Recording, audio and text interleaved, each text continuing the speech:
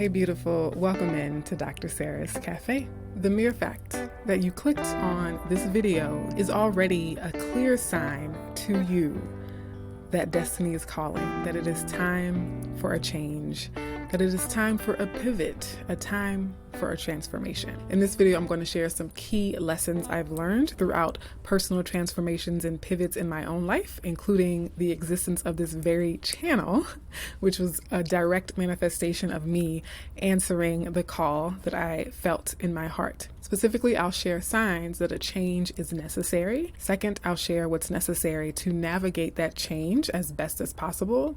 And then I'll share some benefits and blessings of answering the call and creating the positive transformation in your life. So I mentioned that this channel is already a manifestation of one of the pivots and destiny calls that I felt on my life, but this is not by any means the first time that I have responded to these calls, made these significant life pivots and transformations. The most significant one I remember was changing my major from architecture to English. I remember the day so fondly because I had come home for the semester break as a junior in college, and my mom came home and found me in her bathtub crying, sobbing, all because I had built up my entire life to that point with the idea, the identity of being an architect, of being in architecture school, of going this route.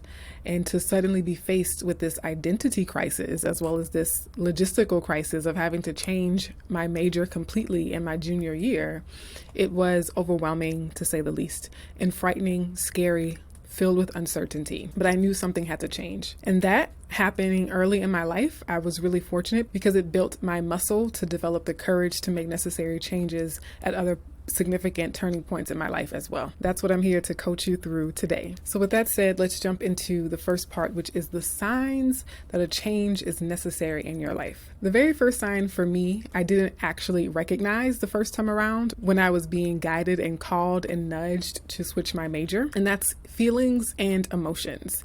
At that young age, I lacked the wisdom of understanding that emotions and feelings are information. So you often hear the phrase, feel your feelings, but it's also necessary to listen to our feelings, listen to what our feelings are trying to convey to us, what they're trying to say to us. Back then, I just thought I have to suppress these feelings. I have to push these feelings aside. They are just getting in the way of my goal that I have set for myself, right? And so I was depressed. Looking back in hindsight, I realized that I was on the wrong path, and then that led to a phase or a chapter of depression. Now for you, the feeling could also be things like anger, frustration, irritability, frequent bouts of anxiety. And it's not that you have the occasional encounter with these kinds of feelings, because those are human feelings, and even if we are completely aligned with our path, we might still have days or moments in our life where we have these difficult, tough emotions.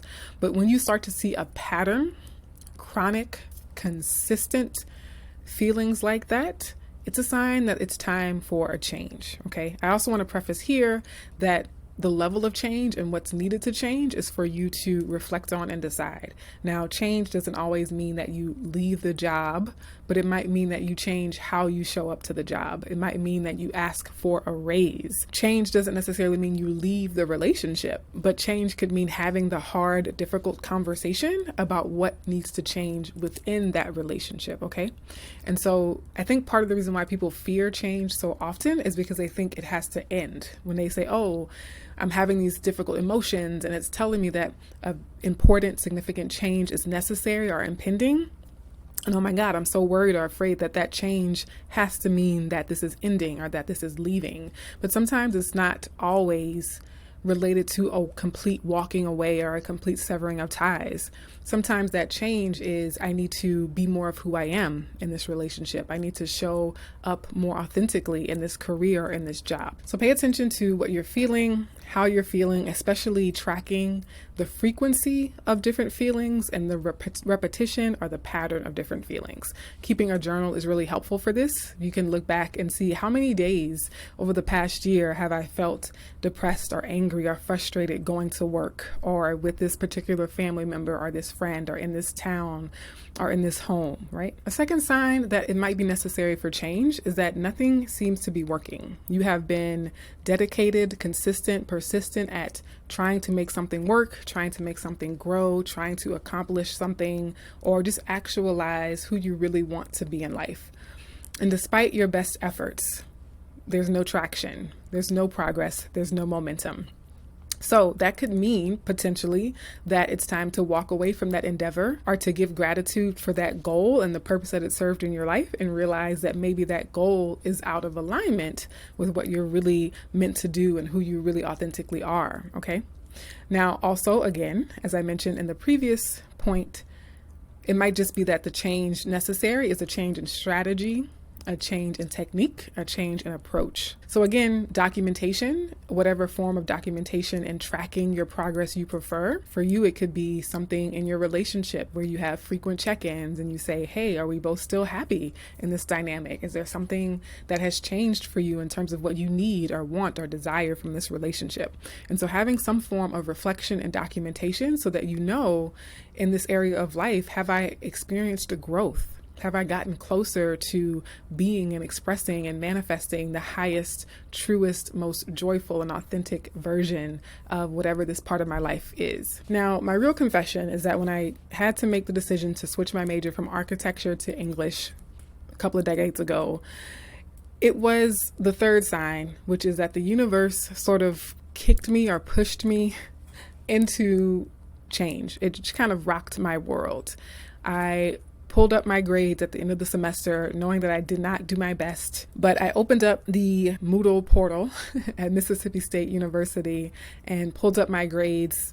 And on the transcript for architecture, I had a big fat D. And now I call this a big fat D because architecture studio course that I made a D in actually counted as 6 credit hours, which is the equivalent of 2 college courses. It was the equivalent of having 2 Ds on my college transcript. And so that was the universe saying, okay, we've tried to give you the signs. We tried to show you that this is out of alignment. We've tried to show you that we have something bigger, better, more aligned, more fulfilling for you to pursue and work towards. And you haven't been listening. You haven't been paying attention. You've been unconsciously going through the motions, remaining rigid or attached to a dream from the past that isn't really authentically aligned with your ultimate purpose and destiny. And so because you haven't been paying attention, sis, we're going to yank the rug from under you. We're going to give you a kick in the pants and we're going to say, hey, wake up. We're going to shake you awake so that you see it's time to get on the path that best serves all of who you're meant to be in this lifetime. You might be at that point already. And for others of you, maybe this video has caught you early before that sort of tower moment. Either way, every day is an opportunity to get into greater alignment. Now, in terms of navigating the change, once you see the signs, once you have understood the message, once you understand the assignment, how do you go about navigating that change and stepping into that change, putting one foot in front of the other? There are 4 things I want to share here, as well as some really poignant quotes from Bruce Lee's Tao of Jeet Kune. The first thing you're absolutely going to need to navigate this transitional, liminal pivot that you're in or that you're about to embark on is courage. Courage, dear heart. It's going to take profound, immense courage to step forward and answer the calling on your life. But the good news is that courage can be cultivated.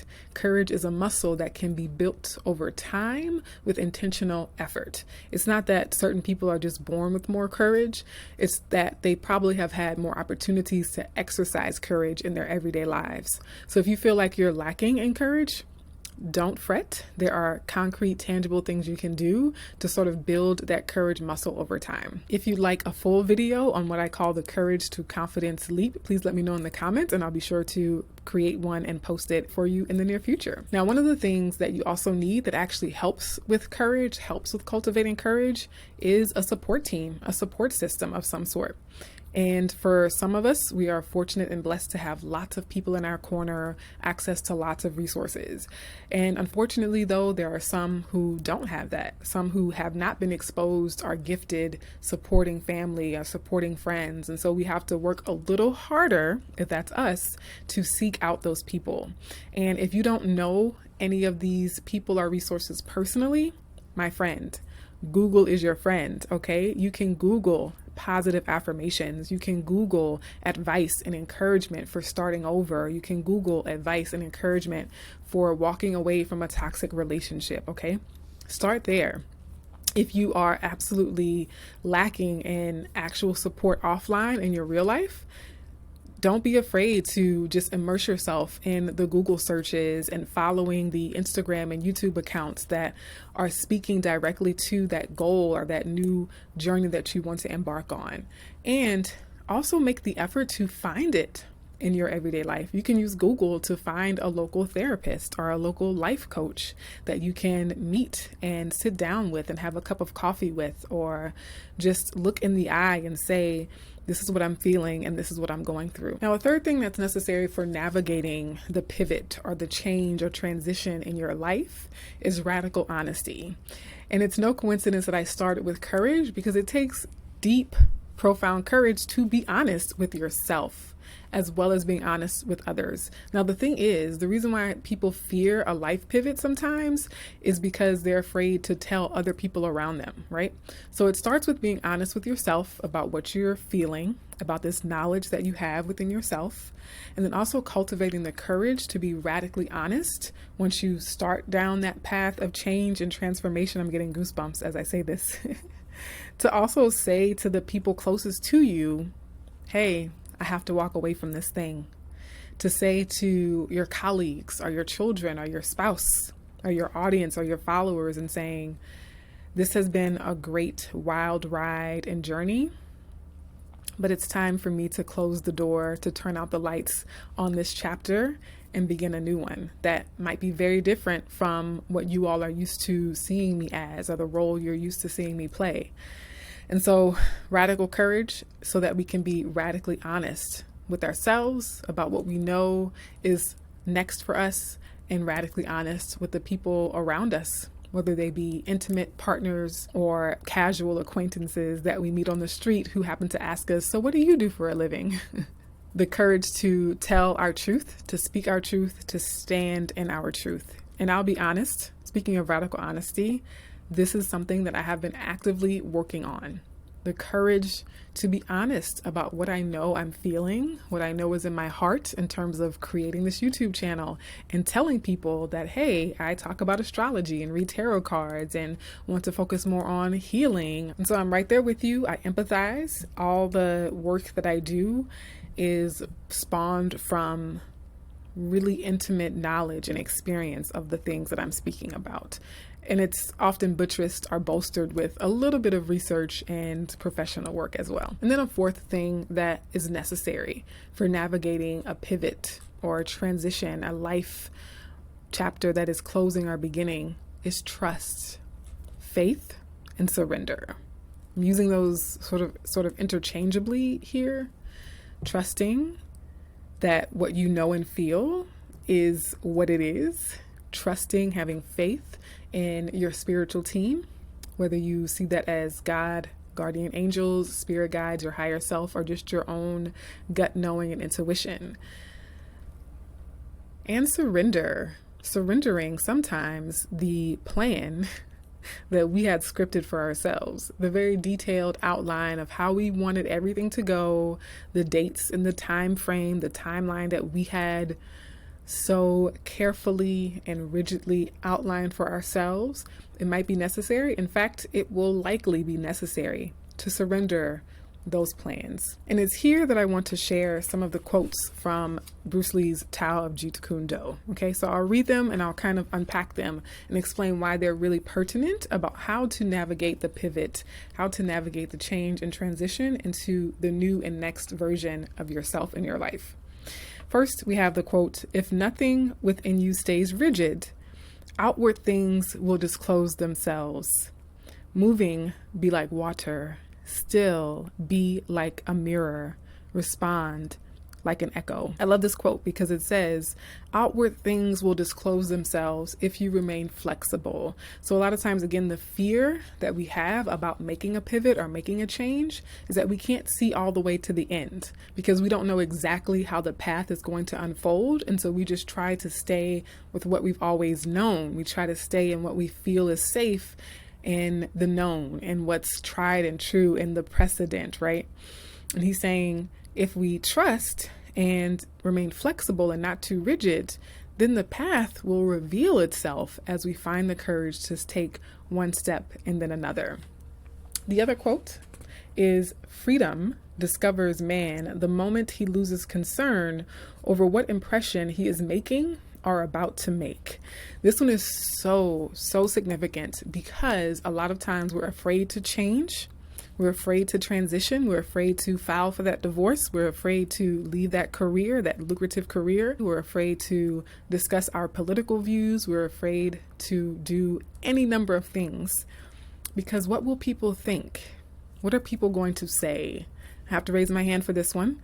The idea, the fear of what will people think, what will people say, again, if they find out I'm deeply into astrology and tarot and metaphysical sciences and arts, a lot of that will keep us back and keep us from being free.